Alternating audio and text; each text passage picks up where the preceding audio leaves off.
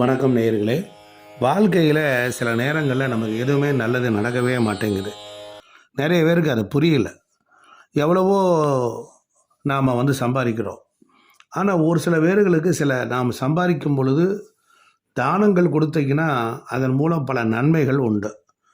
இருப்பவன் இல்லாதவன், இல்லாதவனுக்கு கொடுத்து பாருங்கள் தானம். அப்போ அவன் சந்தோஷப்படும் போது அந்த சந்தோஷமே திருப்பி திருப்பி உங்களை பொருளாதாரத்தில் உயர்ந்தவனாக மாற்றும்.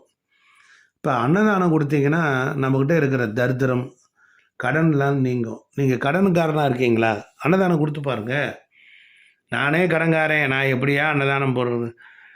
2 கிலோ அரிசியை வாங்கி ஒரு புளியோரையை போடுங்க, ஒரு வெண்பொங்கலை போட்டு தொண்டையில் வச்சு ஒரு கோயிலில் வச்சு செவ்வாய்க்கிழமை இன்னைக்கு கொடுங்க. என்ன வந்துட போகுது? ஒரு 4 ஆளுக்கு சாப்பாடு போட்டது மாதிரி. வீட்டில் சாப்பிட்ட நீங்கள் சாப்பிட்றீங்க, 4 பேர் வந்தால் வீட்டில் சாப்பாடு.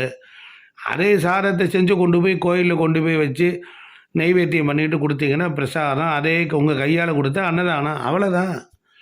அதே மாதிரி வஸ்திர தானம் கொடுத்து பாருங்கள், ஆயில விருத்தி அடைக்கும். யாருக்காவது ஒருத்தருக்கு உடம்பு முடியாமல் இருக்காரா? ஆயிலுக்கு முடியாமல் இருக்காரா? அவர் பேரில் சொல்லி வஸ்திர தானம் கொடுங்க. சாதுக்களுக்கு சன்னியாசிகளுக்கும் கொடுங்க. வாழ்க்கையில் அப்புறம் அவர் விருத்தி அடைகிறாரு இல்லையான்னு பாருங்கள். அதே போல் நெய் தானம். இப்போ கோயில்களில் யாகம் வளர்க்குறாங்க, பூஜை பண்ணுறாங்க, விளக்கேற்றுறாங்க. இந்த நெய்யை வாங்கி கொடுங்க. நோயோடு இருக்குன்னு போராடிக்கிட்டு இருக்கான ஒருத்தன், அவனுக்கு இந்த நெய் தானத்தை கொடுங்க, நோய்கள்லாம் தீர்க்கும். அதுக்கப்புறம் தேன் தானம் அப்படின்னா என்ன? தேன் வாங்கி கொடுக்கறது. குழந்தை பாக்கியமே இல்லையா? குழந்தைகளுக்கு இல்லையா? கணவன் மனைவி 2 பேர் சேர்ந்து தேன் பாட்டில் வாங்கி சுவாமிக்கு அபிஷேகம் பண்ணுங்க.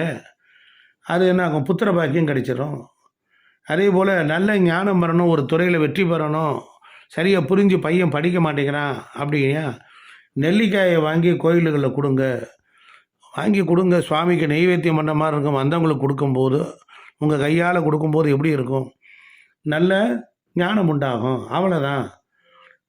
அரிசி தானம் கொடுத்தீங்கன்னா பாவங்கள்லாம் போகும். புரியுதுங்களா? பல பாவங்கள்லாம் போகிறதுக்கு காரணம் இந்த அரிசி தான்.